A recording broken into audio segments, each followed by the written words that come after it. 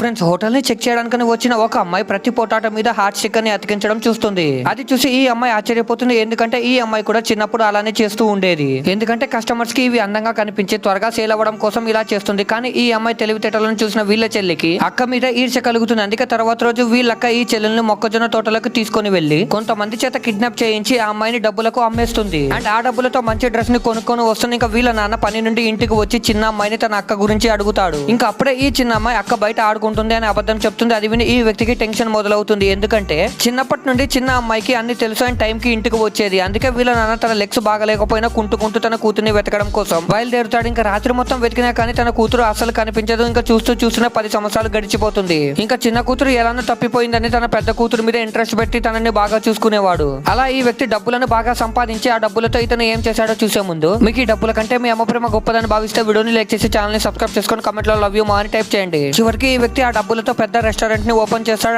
అదే రెస్టారెంట్ కి తప్పిపోయిన తన చిన్న కూతురు అక్కడికి వస్తున్న తర్వాత ఏం జరిగిందో తెలియాలంటే పార్ట్ 2 అని కామెంట్ చేయండి.